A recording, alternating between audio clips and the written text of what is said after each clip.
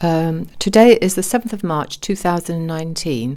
My name is Teresa Black and I'm conducting this interview on behalf of the Norfolk Polish Heritage Archive Project. Good afternoon. Could you please introduce yourself? Good afternoon. My name is Klaudia James and I am also a member of Norfolk Polish Heritage Group, and I would like to give you an interview about it, how I came to Norfolk. Could you tell us where you were born?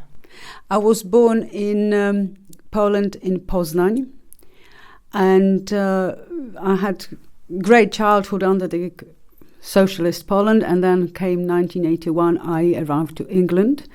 I promised myself that the passion for English language was my reason to come over to England, and that's how I arrived here. Unfortunately, I didn't go back to Poland because martial law has been imposed in December 1981. I got the letter from my father that there is nothing to come back to Poland for, so I stayed in England. Martial law was imposed by General Jaruzelski. Took tanks to the street because people were on strike from Gdańsk shipyard, and they were just trying to reinstate again the outlawed independent union Solidarity. They managed to do that, but having said that, eventually everything took its turn, and slowly we know situation has improved in Poland. But having said that, prior to that, the strikes in Poland were a normal thing because economy as such was really in a very poor state, especially the food supply for people. I remember as a child, I had to go to the local shop with my mother, sister and grandma to stand in the queue to buy butter, because if there was not four of us, we would be getting only one bar. So we stood, four of us, we got 4 bars, maybe for 2 weeks, for family of 5. There were times where I remember you were getting toilet paper only under condition that you brought in, let's say, 5 kilos of newspaper as a thing that you could sort of like for recycling. Then you can get the toilet paper. The other thing was rationing of the meat, which came in about 1976, 77. Don't quite recall it how much exactly it was. All I know that when my grandma has died in 1978, my mother got another 1 kilogram of meat extra to make a wake in her name. So that was an extra piece of pork we got for the wake. Yeah. Apart from that, when I arrived here in 1981, I slowly started to develop my basically life in here. I met my husband in 1982. We got married, and we lived in London up till 2005. When in 2005 we came to Norfolk, and I've been working all my life now in Waitrose for Journalist Partnership. I am still there, but in 2016 I joined the group, the Norfolk Polish Heritage Group, and I got involved now with recording and making notes about Polish community in Norfolk, which is quite interesting. We would like to spread the word and make as many recordings as possible. I believe you're on the committee now. Yes, I am on the committee now, and we are trying to make that committee and the group very much lively institution, and we are trying to make events like Polish Independence Day. We made 3 of them from the last year. We had 100 years of Polish independence, and it was obviously coincides with the Amnesty Day of 11/11 of 1918. So we had that to celebrate. This year we will be meeting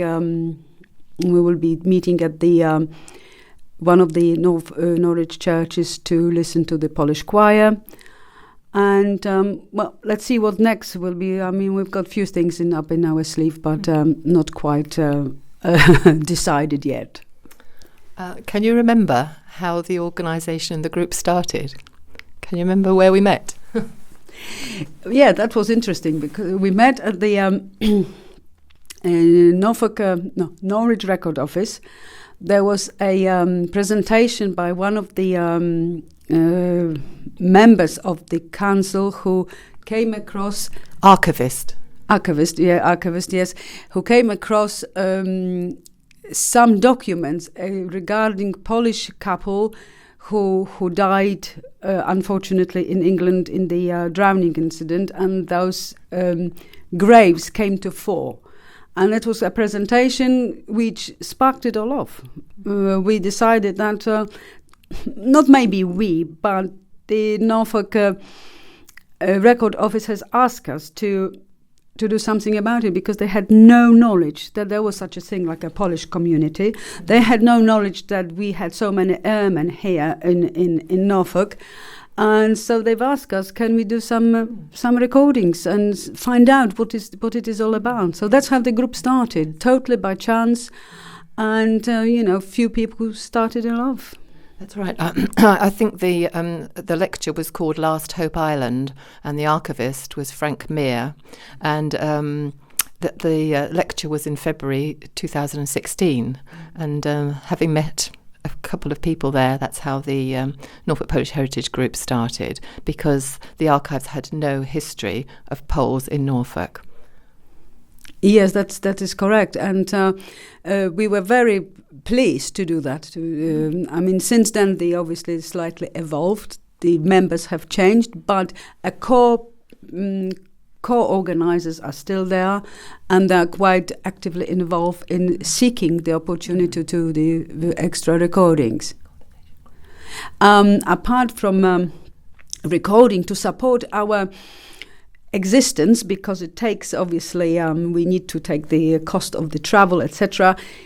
We are doing conversation groups. We've got at this moment about 14 English people who want to learn Polish, which is quite amazing, because we tried to teach Polish people English. That didn't work out. But somehow the English people have got more stamina to learn Polish. So we are quite chuffed about it, that we can actually twice a month, first and third Thursday of the month, we meet up and we have conversation with English people in Polish. I think it's quite hilarious. Well done. Thank you. I hope that is making some kind of contribution towards the knowledge about the Polish living in Norfolk. Yeah, great, I'm sure it is. Can you just tell us your connection with Norfolk? When did you actually come to Norfolk? How long have you been here? We came over in 2005 we came to Norfolk, yes. My husband retired the year before. I was still in London working for Waitrose, and then after they found a transfer for me, I moved down here to Swaffham, because that was newly open branch then in Waitrose. In 2004 they opened, and I joined them in 2005. As I say, I'm still there. It will be almost 34 years now on the 1st of July, which is quite a long time for any employee to be with them. A lifetime, I think. It is a lifetime, yeah. No, but the living in Norfolk is much better than London, I must say. We would never go back to London. It is so much, I know the life is not in the fast lane anymore. You don't have to look over your shoulder. You've got still the same facilities, amenities, cinemas, theatres, which, funny enough, in London sometimes we couldn't afford it, because there theatres are so expensive, and here we can. So, no, it's much, much better to live in Norfolk, and you met new friends, and it's quite... I am pleased that I came and arrived in Norfolk, yeah. I'd like to say that I have arrived in England in August in 1981. It was exactly 1 week after Diana's and Charles' wedding. I would like just to mention a few anecdotes of my first few days in England. First of all, it was very funny. I was introduced to the apricot jam, which I thought it was apricot jam. and it turned out to be an English marmalade. My God, that was quite a shock. It was so horrible in taste. Even till now, I cannot swallow marmalade. But that is one of those things where you encounter when you come to a foreign country. Now, the other thing was I was trying to, obviously, to sustain my living, and the first job which I had was as an au pair. I was getting £16 a week, but I had the lodgings and the food. I was working for a divorcee who had 2 children, a girl of 8 and a boy of 10. Lovely kids, but like kids, they were all over the place, and I was trying to put the things together for them. It was quite hard work because I've never done such a thing before, but at least gave me the roof over my head and £16 a week. After the au pair, I managed to get some lodgings with some Australian friends, and I was working in the shop where I was earning £1 an hour. To earn £60, I had to work 60 hours. So that was quite hard, but we got used to it.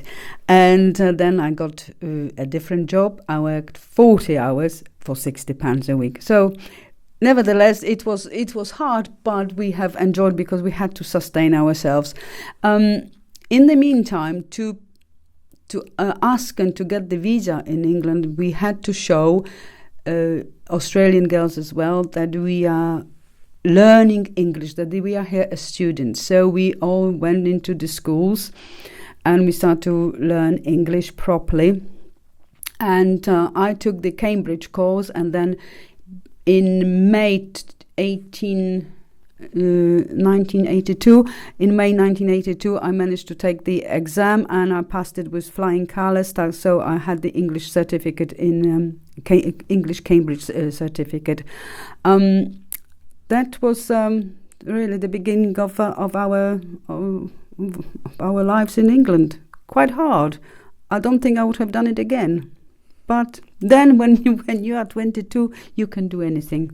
The world is your oyster. Thank you. But it's not charged. In a minute, it's going to drop off.